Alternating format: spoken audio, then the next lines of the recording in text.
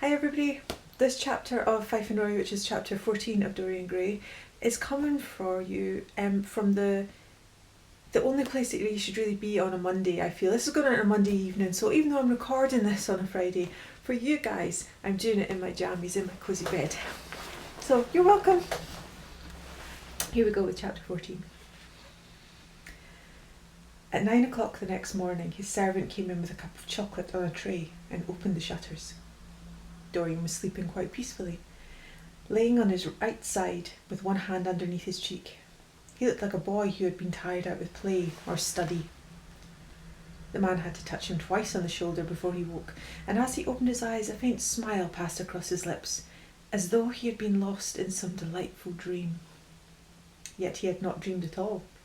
His night had been untroubled by any images of pleasure or of pain, but youth smiles without any reason. It's one of its chiefest charms. He turned round and, leaning upon his elbow, began to sip his chocolate.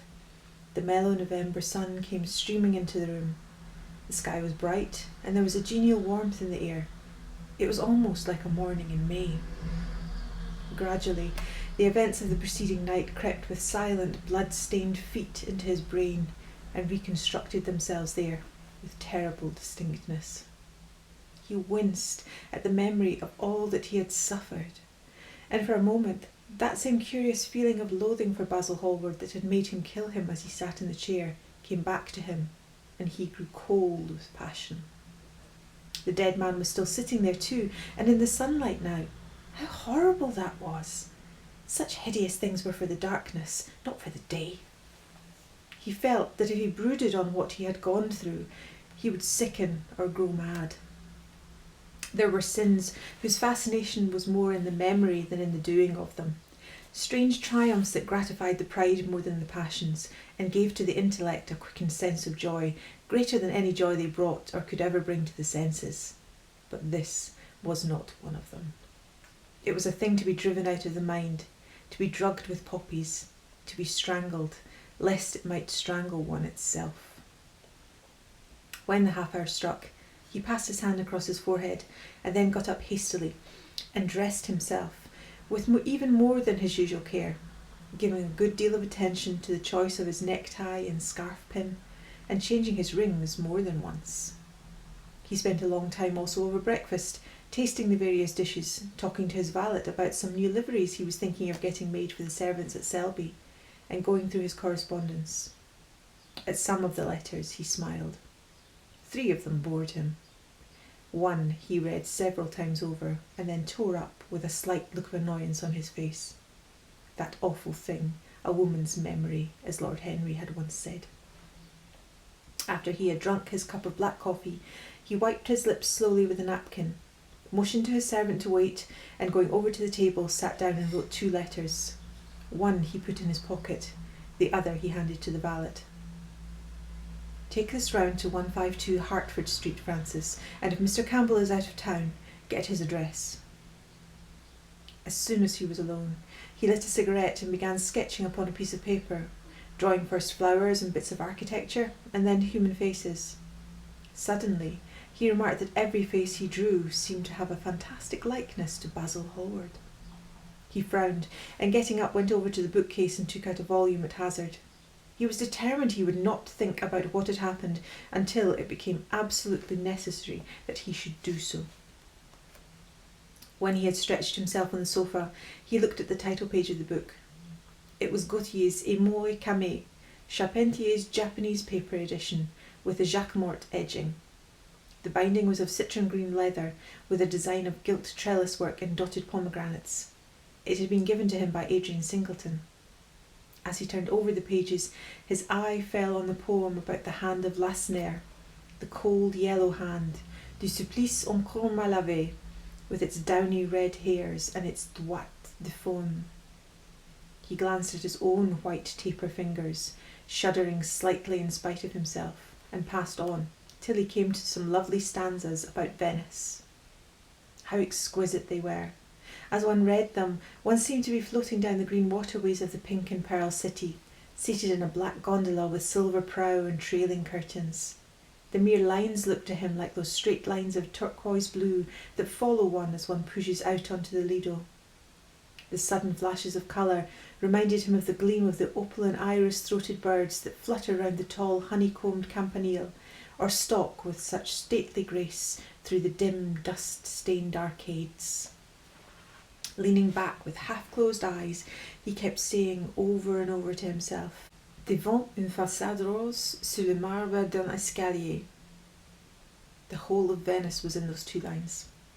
He remembered the autumn he had passed there and a wonderful love that had stirred him to mad, delightful follies.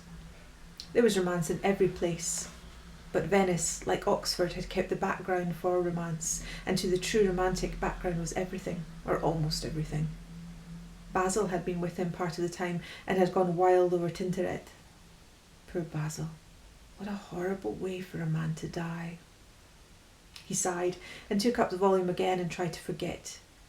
He read of the swallows that fly in and out of the little cafe at Smyrna where the Hajis sit counting their amber beads and the turbaned merchants smoke their long tasselled pipes and talk gravely to each other. He read of the obelisk in the Place de la Concorde that weeps tears of granite in its lonely sunless exile and longs to be back by the hot lotus-covered Nile where there are sphinxes and rose-red ibises and white vultures with gilded claws and crocodiles with small beryl eyes that crawl over the green steaming mud. He began to brood over those verses which, drawing music from kiss-stained marble, tell of that curious statue that Gautier compares to a contralto voice, the monstre charmant that couches in the porphyry room of the Louvre. But after a time the book fell from his hands. He grew nervous, and a horrible fit of terror came over him. What if Alan Campbell should be out of England? Days would elapse before he could come back. Perhaps he might refuse to come. What could he do then? Every moment was of vital importance. They had been great friends once, 5 years before, almost inseparable indeed. Then the intimacy had suddenly come to an end. When they met in society now, it was only Dorian Gray who smiled. Alan Campbell never did. He was an extremely clever young man, though he had no real appreciation of the visible arts, and whatever little sense of the beauty of poetry he possessed, he had gained entirely from Dorian. His dominant intellectual passion was for science. At Cambridge he had spent a great deal of his time working in the laboratory and had taken a good class in the National Science Tripos of his year. Indeed, he was still devoted to the study of chemistry and had a laboratory of his own in which he used to shut himself up all day long, greatly to the annoyance of his mother, who had set her heart on his standing for Parliament, and had a vague idea that a chemist was a person who made up prescriptions. He was an excellent musician, however, as well, and played both the violin and the piano better than most amateurs. In fact, it was music that had first brought him and Dorian Gray together. Music and that indefinable attraction that Dorian seemed to be able to exercise whenever he wished, and indeed exercised often without being conscious of it. They had met at Lady Berkshire's the night that Rubinstein played there, and after that used to always be seen together at the opera and wherever good music was going on. For 18 months their intimacy lasted. Campbell was always either at Selby Royal or in Grosvenor Square. To him, as to many others, Dorian Gray was the type of everything that is wonderful and fascinating in life. Whether or not a quarrel had taken place between them, no one ever knew. But suddenly people remarked that they scarcely spoke when they met, and that Campbell seemed always to go away early from any party at which Dorian Gray was present. He had changed too, was strangely melancholy at times, appeared almost to dislike hearing music, and would never himself play, giving as his excuse when he was called upon that he was so absorbed in science that he had no time left in which to practice. And this was certainly true. Every day he seemed to become more interested in biology, and his name appeared once or twice in some of the scientific reviews in connection with certain curious experiments. This was the man Dorian Gray was waiting for. Every second he kept glancing at the clock. As the minutes went by, he became horribly agitated. At last he got up and began to pace up and down the room, looking like a beautiful caged thing. He took long, stealthy strides. His hands were curiously cold. The suspense became unbearable. Time seemed to him to be crawling with feet of lead, while he, by monstrous winds, was being swept toward the jagged edge of some black cleft of precipice. He knew what was waiting for him there, saw it indeed, and shuddering, crushed with dank hands his burning lids, as though he would have robbed the very brain of sight and driven the eyeballs back into their cave. It was useless. The brain had its own food on which it battened, and the imagination, made grotesque by terror, twisted and distorted as a living thing by pain, danced like some foul puppet on a stand, and grinned through moving masks. Then suddenly, time stopped for him. Yes, that blind, slow-breathing thing crawled no more, and horrible thoughts, time being dead, raced nimbly on it in front, and dragged a hideous future from its grave and showed it to him. He stared at it. Its very horror made him stone. At last the door opened and his servant entered. He turned glazed eyes upon him. "Mr. Campbell, sir," said the man. A sigh of relief broke from his parched lips, and the colour came back to his cheeks. "Ask him to come in at once, Francis." He felt that he was himself again. His mood of cowardice had passed away. The man bowed and retired. In a few moments Alan Campbell walked in, looking very stern and rather pale, his pallor being intensified by his coal-black hair and dark eyebrows. "Alan, this is kind of you. I thank you for coming." "I had intended never to enter your house again, Gray, but you said it was a matter of life and death." His voice was hard and cold. He spoke with slow deliberation. There was a look of contempt in the steady, searching gaze that he turned on Dorian. He kept his hands in the pocket of his astrakhan coat, and seemed not to have noticed the gesture with which he had been greeted. "Yes, it is a matter of life and death, Alan, and to more than one person. Sit down." Campbell took a chair by the table and Dorian sat opposite to him. The two men's eyes met. In Dorian's there was infinite pity. He knew that what he was going to do was dreadful. After a strained moment of silence, he leaned across and said very quietly, but watching the effect of each word upon the face in front of him he had sent for, "Alan, in a locked room at the top of this house, a room to which nobody but myself has access, a dead man is seated at a table. He has been dead for 10 hours now. Don't stir, and don't look at me like that. Who the man is, why he died, how he died, are matters that do not concern you. What you have to do is this." "Stop, Gray. I don't want to know anything further. Whether what you have told me is true or not doesn't concern me. I entirely decline to be mixed up in your life. Keep your horrible secrets to yourself. They don't interest me anymore." "Alan, they will have to interest you. This one will have to interest you. I am awfully sorry for you, Alan, but I can't help myself. You are the one man who is able to save me. I am forced to bring you into the matter. I have no option. Alan, you are scientific. You know about chemistry and things of that kind. You have made experiments. What you have got to do is destroy the thing that is upstairs, to destroy it so that not a vestige of it will be left. Nobody saw this person come into the house. Indeed, at the present moment he is supposed to be in Paris. He will not be missed for months. When he is missed, there must be no trace of him found here.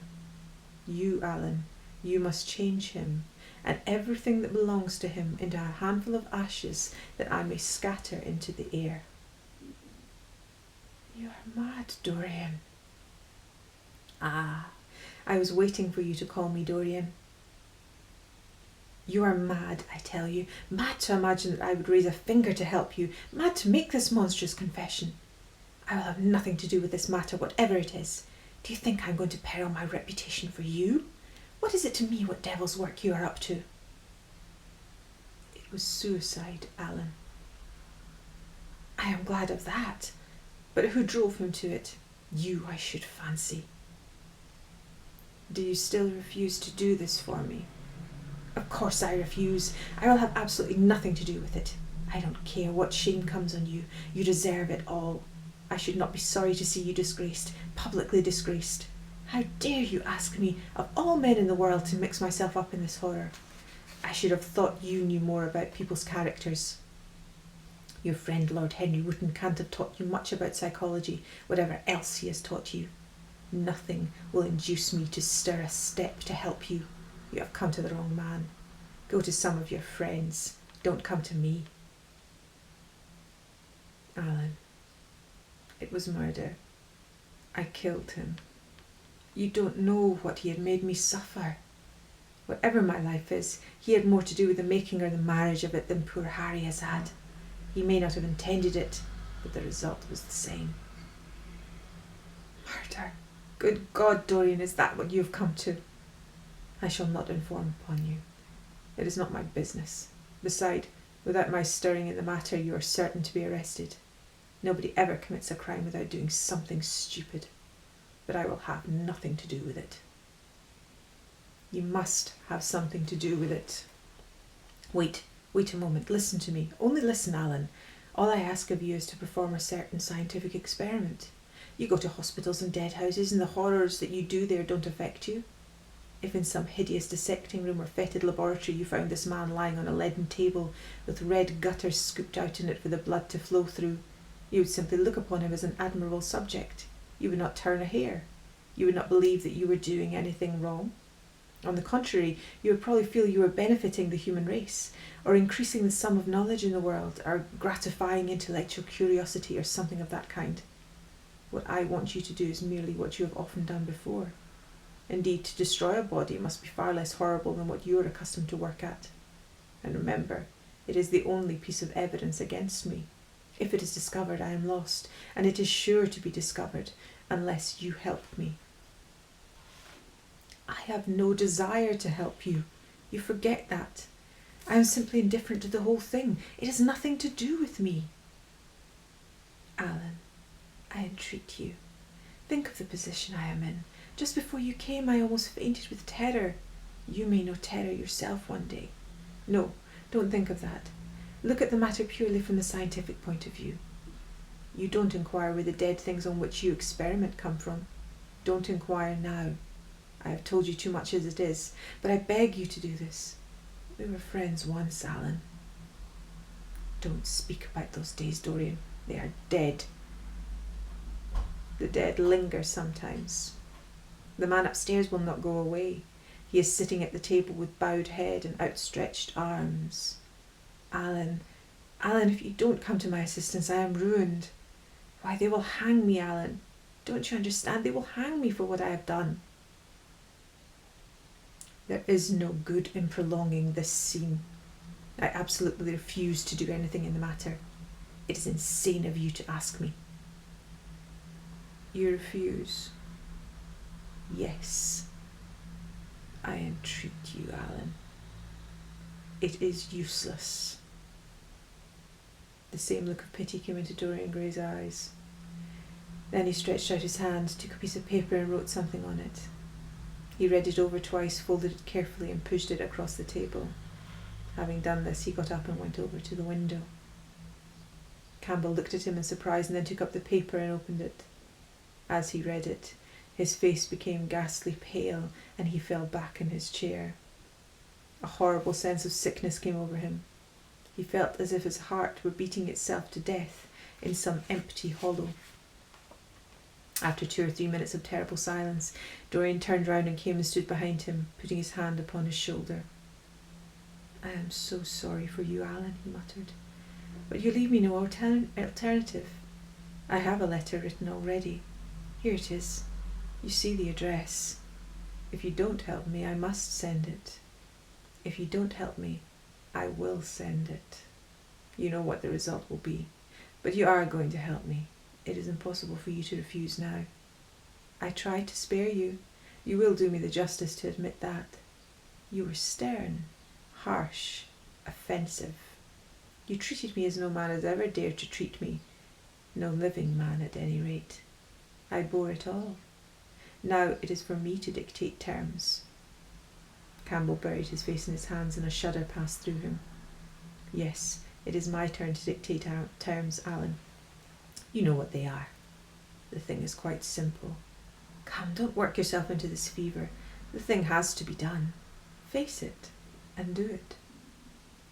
A groan broke from Campbell's lips and he shivered all over.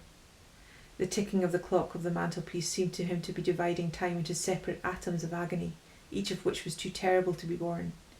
He felt as if an iron ring was being slowly tightened round his forehead, as if the disgrace with which he was threatened had already come upon him. The hand upon his shoulder weighed like a hand of lead. It was intolerable. It seemed to crush him. Come, Alan, you must decide at once. I cannot do it, he said, mechanically, as though words could alter things. You must. You have no choice. Don't delay. He hesitated a moment. Is there a fire in the room upstairs? Yes, there is a gas fire with asbestos. I shall have to go home and get some things from the laboratory. No, Alan. You must not leave the house. Write out on a sheet of notepaper what you want and my servant will take a cab and bring the things back to you. Campbell scrawled a few lines, blotted them and addressed an envelope to his assistant. Dorian took the note up and read it carefully.